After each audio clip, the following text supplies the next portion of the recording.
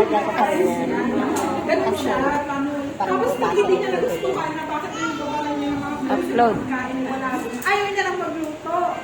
So ako, napapagod na ako. Pero ano, hindi na ako kumapag sa